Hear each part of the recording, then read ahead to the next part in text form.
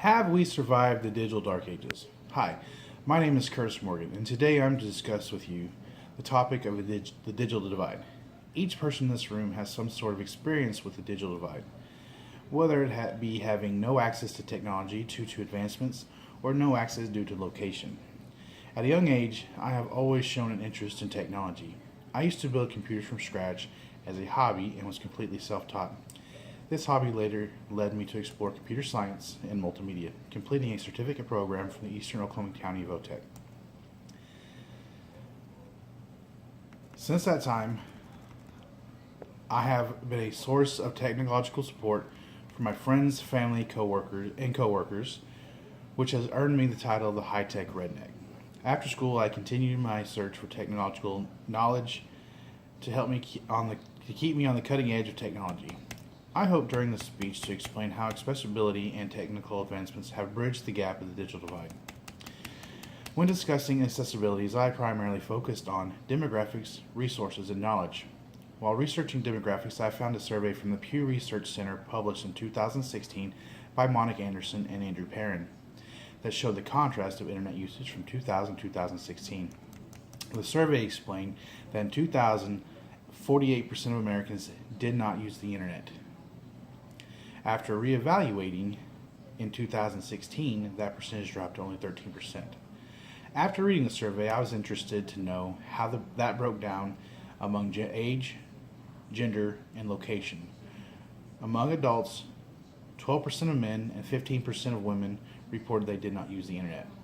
When looking at the ages of 18 to 29 years old reported 1% of non-internet usage, while 30 to 49 reported 4%, 50 to 64 reported 16%, and 65 plus stated 41% still did not use the internet. I also decided to look at how location affected usage.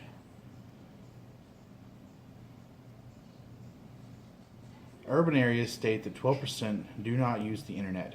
Suburban areas report 11%, and rural areas report 22% of Americans still not use the internet.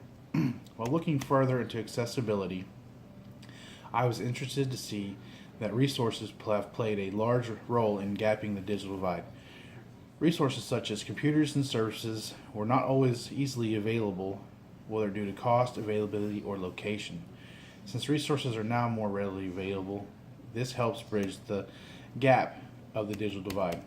In 1965, the Elementary Technology Act helped bring new money into schools for technological education. Although demographics and resources have shown improvements over the years, knowledge has always been on the forefront of making technology available to those who want to learn. Through the years, many things have changed. Technological advances have led the way, whether it being device, service, or affordability. You might be thinking, affordability? What role does that have to do with gapping the divide? In 1996, the average computer cost $3,400, and a laptop cost around $3,500. With the help of technology, we have been able to make these devices more affordable. Now the average cost of a computer and laptop is around $700. To see how far technological advances have come, all you have to do is say, "Hey Google," and ask any questions you want. I did, and I found out that the first computer took up over 1,800 square feet and weighed in about 50 tons. All right.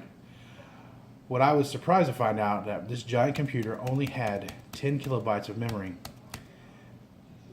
which is 104,848% less memory than 1 gigabyte. Think about that for a minute. My smartphone has 17 gigabytes, which is like 1,782,416% more memory than the first computer, and a fraction of the size. Among the devices and affordability, services have also played a huge role in technological advances. Internet service speeds have grown 10 times every 5 years since 1990. Since they used to only be available if you had a home phone and you would hope that no one called so you could log on the internet without being kicked off. Now we have internet services at the tip of our fingers with no worries of being able to connect. So with all of the advancements we have had over the last 20 years or so, I believe the gap, better known as the digital divide, has greatly been impacted. So, have we survived the digital dark ages? Maybe not just yet, but with hard work and determination, I think one day we will. But until that happens, make sure to take the time to share your tech knowledge with the people you love and do your part to bridge the digital divide.